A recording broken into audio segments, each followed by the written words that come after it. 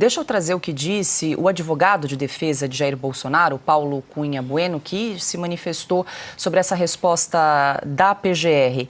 Aspas aqui para o advogado. É preocupante que o órgão fiscal da lei dê sua chancela às insólitas e gravíssimas falhas processuais que contaminaram os quase 2 anos de investigação e hoje se estendem à ação penal recém-proposta. Fecha aspas.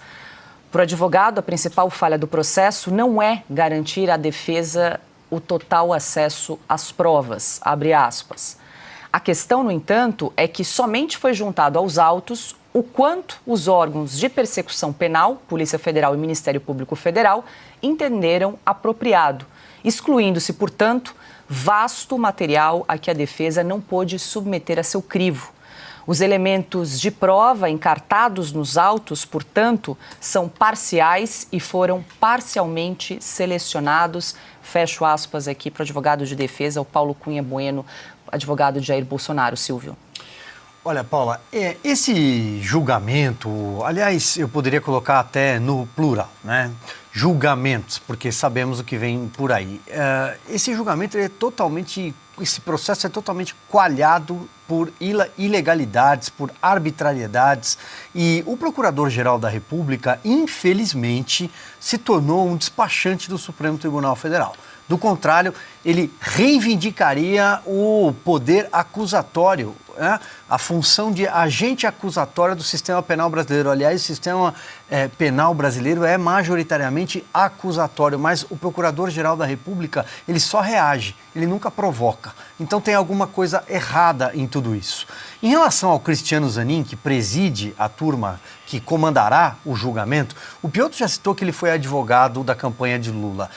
A banca de advogado deles comandou a maior cruzada no Tribunal Superior Eleitoral, já vista numa eleição, não só contra o presidente Jair Bolsonaro, à época adversário nas urnas, como aliados, jornalistas, influenciadores, todos aqueles que tentaram mostrar quem era o PT antes do passado, o PT que tentava voltar à cena do crime. Por isso ele não pode nos acusar, porque a frase é de Geraldo Alckmin, como eu sempre digo, que foi na garupa de volta para Brasília. O Cristiano Zanin se declarou impedido quando o TSE analisou o caso do presidente Jair Bolsonaro envolvendo aquela reunião com embaixadores sobre o processo eleitoral. Por que agora, por exemplo, estamos falando do 8 de janeiro? Segundo esta denúncia, ainda que totalmente fantasiosa, e esse relatório, isso tudo remete ao período eleitoral. Alguém não aceitaria a eleição e, portanto, daria um golpe de Estado. Ou seja, estamos falando do quê? Da eleição. Então, quando o julgamento foi no TSE sobre a eleição, ele se declarou impedido. Agora, que é no Supremo Tribunal Federal sobre a eleição, ele pode votar. Tem alguma coisa errada, né? Advogado de campanha não pode julgar. Segundo ponto, e queria ampliar aqui, tem um outro ministro que jamais poderia participar desse processo. Eu vou insistir, Flávio Dino. Flávio Dino era o ministro da Justiça de Lula naquela tarde de 8 de janeiro. Segundo disse ao Fantástico, assistiu tudo de camarote, aquela baderna que aconteceu em Brasília.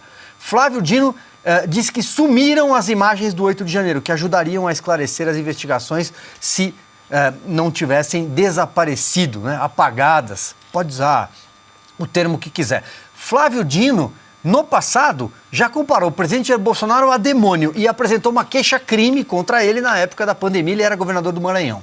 A pergunta que fica é, parte e julgador do mesmo lado já não caracteriza impedimento?